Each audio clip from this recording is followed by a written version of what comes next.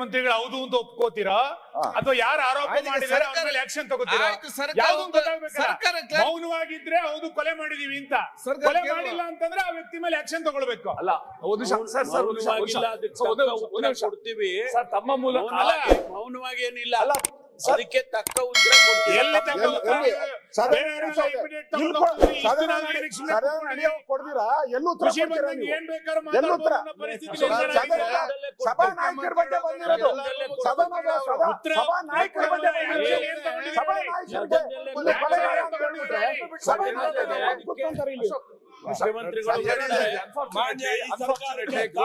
ಏನ್ ಮರ್ಯಾದೆ ಇಂಗ್ಲಿಷ್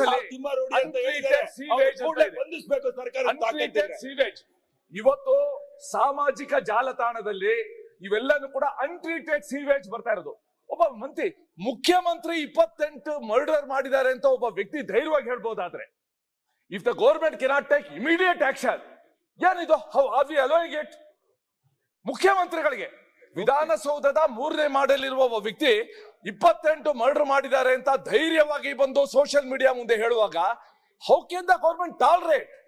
ಮಾನ್ಯ ಸರ್ಕಾರ ಅಣ್ಣ ಒಂದೇ ಒಂದು ನಿಮಿಷ ಅಧ್ಯಕ್ಷರೇ, ಅಲ್ಲ ಸಂಬಂಧಪಟ್ಟಿದೆ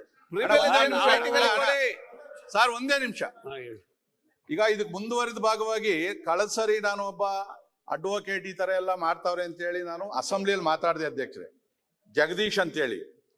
ಅವನು ಅದ್ರ ಬಗ್ಗೆ ನಾನಿಲ್ಲಿ ಮಾತಾಡಿರೋದು ನನ್ನ ಹಕ್ಕು, ಒಂದು ಹಕ್ಕು ನಾನು ಅಸೆಂಬ್ಲಿಯಲ್ಲಿ ಮಾತಾಡಿದ್ದೇನೆ.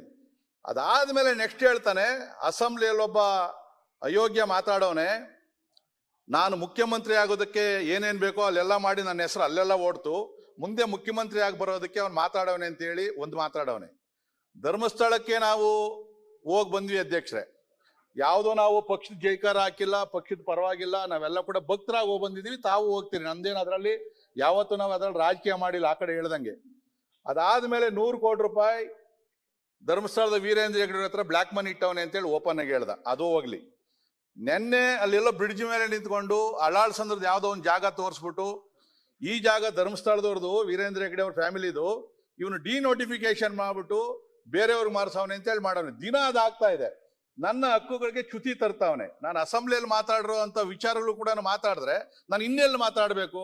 ಅದಕ್ಕೆ ನಾನು ಹಕ್ಕುಚ್ಯುತಿದು ರೆಕಾರ್ಡ್ ಸಮೇತ ತಮ್ಗೆ ಕೊಡ್ತಾ ಇದ್ದೀನಿ. ದಯವಿಟ್ಟು ತಾವಿಲ್ಲಿ ಹಕ್ಕುಚ್ಯುತಿಗೆ ಆ ಲಾಯರ್ ಜಗದೀಶ್ ಅವ್ರದ್ದು ಏನಿದೆಯೋ ಅದೇ ರೀತಿಯಲ್ಲಿ ಆ ತಿಮ್ರೋಡಿದು ಏನ್ ಹೇಳಿದ್ರು ದಯವಿಟ್ಟು ಮಂಡಿಸ್ಬೇಕು ಅಂತಕ್ಕಂಥದ್ದು ಈ ರೆಕಾರ್ಡ್ಸ್ ಕೊಡ್ತಾ ಇದ್ದೀನಿ. ಈಗ ಅನೌನ್ಸ್ ಮಾಡ್ಬೇಕು.